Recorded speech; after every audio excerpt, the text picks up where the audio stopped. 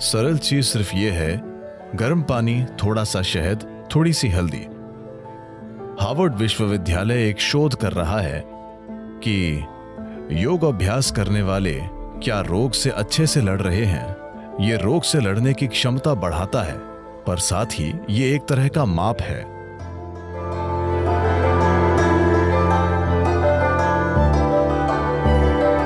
तो वे लोग जो एक जादू की छड़ी की तलाश में हैं, जो वायरस की स्थिति से बाहर निकालेगी। There is no magic wand. कोई जादू की छड़ी नहीं है।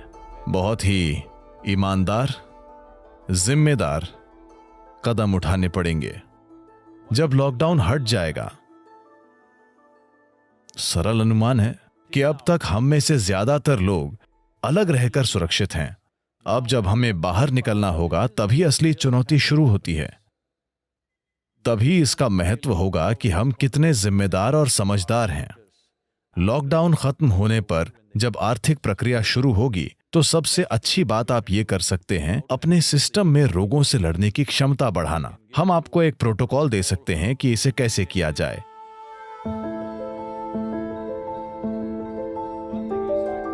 एक बात है, एक दूसरे से दूरी बनाए रखना ये धर्म बन जाना चाहिए,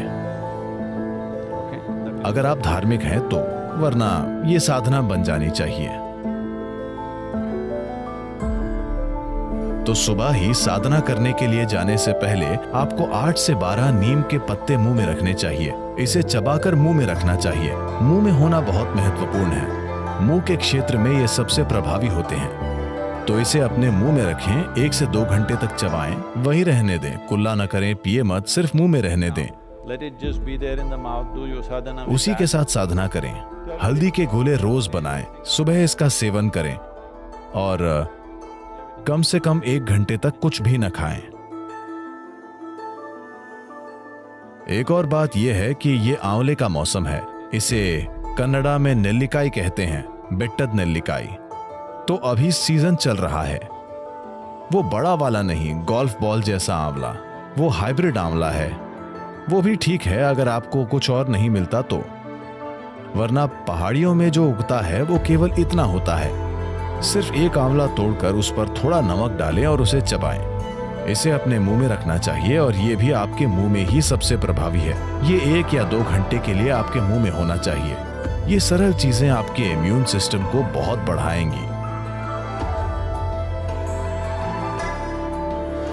देखिए, कई पारंपरिक चीजें हैं जो हम कर सकते हैं इम्यूनिटी बढ़ाने के लिए।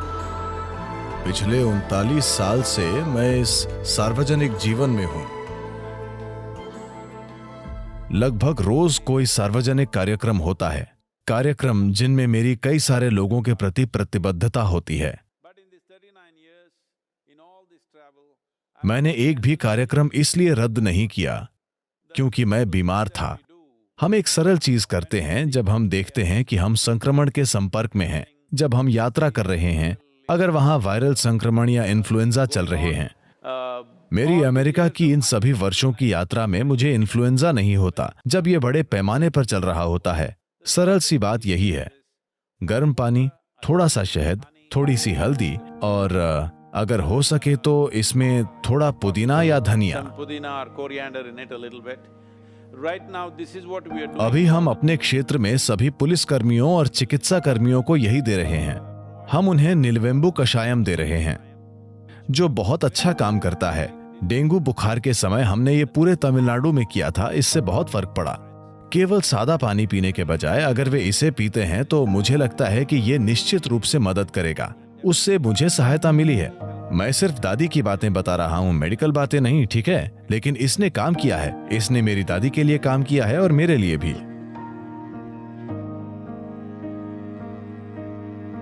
एकमात्र तरीका हमारे इम्यून सिस्टम को बढ़ाना है। एकमात्र तरीका जिम्मेदार सामाजिक व्यवहार करना है। यही आगे का रास्ता है और कम से कम 1 या 2 वर्षों के लिए ये एक नई दुनिया है। ये एक अलग दुनिया होगी उससे जिसमें हम रहते आए हैं। अभी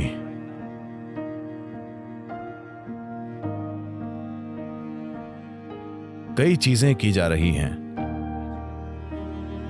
अमेरिका का मेडिकल सेंटर बेथ इज़राइल अस्पताल और हार्वर्ड विश्वविद्यालय एक साथ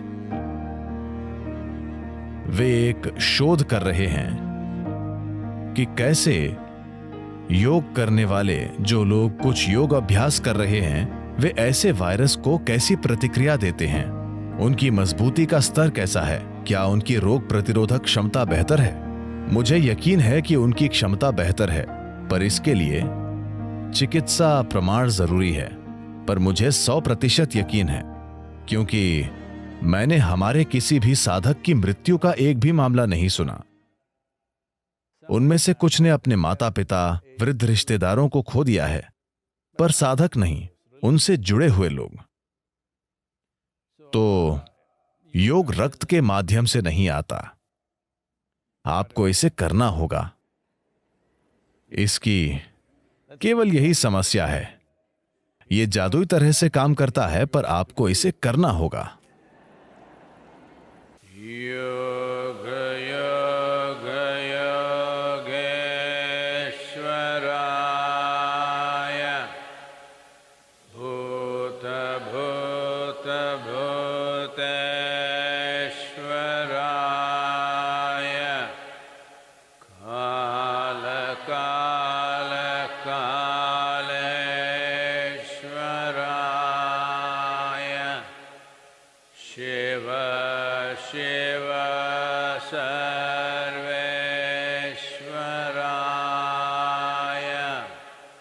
शंभो शंभो महादेवाय।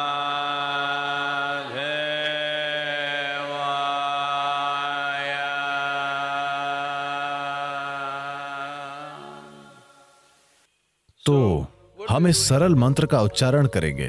आपको समझना चाहिए जिसे हम मंत्र कह रहे हैं वो बस ध्वनियों की एक विशेष ज्यामिति है। अगर उच्चारण ठीक से हो तो इस मंत्र को विशेष रूप से समत प्राण पैदा करने के लिए डिजाइन किया गया है। There are 5 dimensions of pranavayu in the system.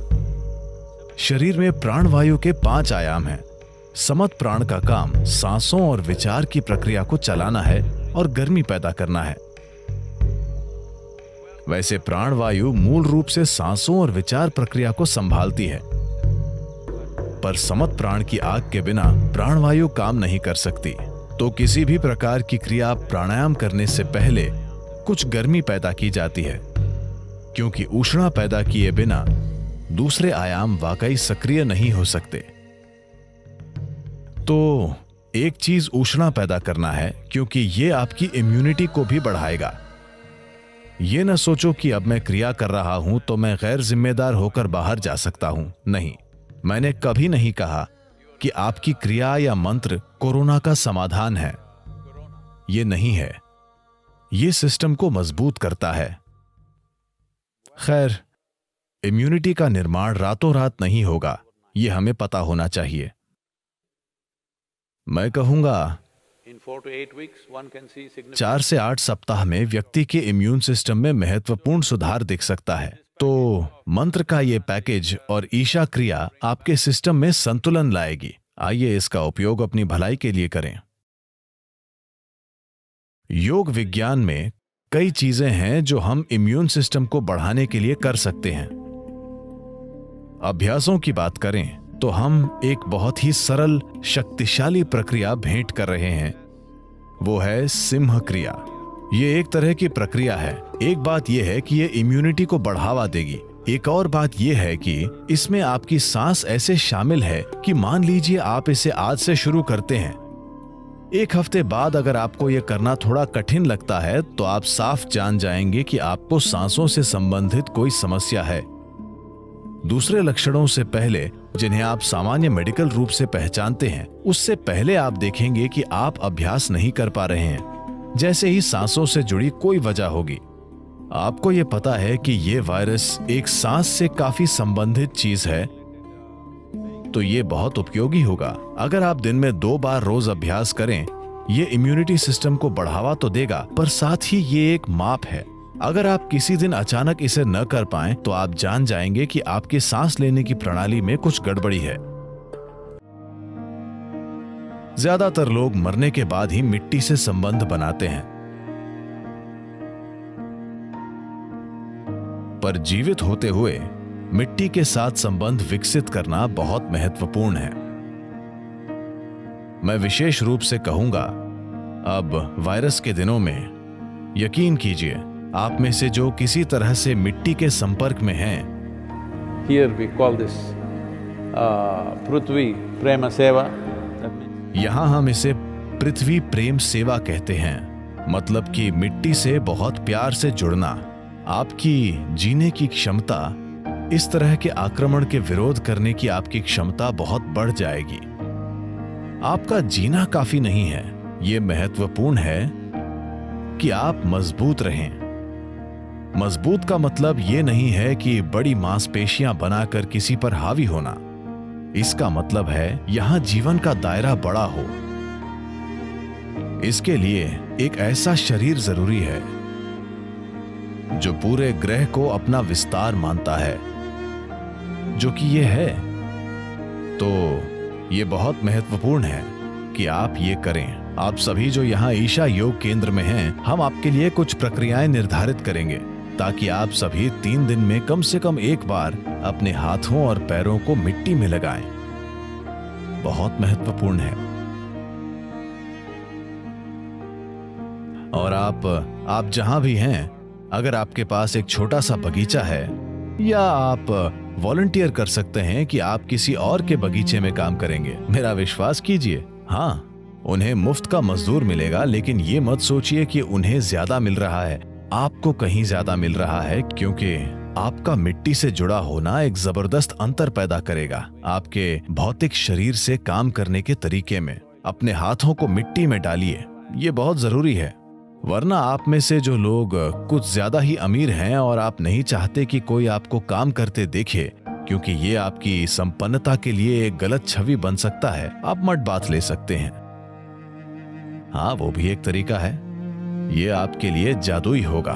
अगर आप ये प्रोटोकॉल बनाए रखते हैं तो बहुत आसानी से अपनी इम्यूनिटी को बढ़ा सकते हैं, क्योंकि आखिरकार आपके पास यही एकमात्र तरीका है।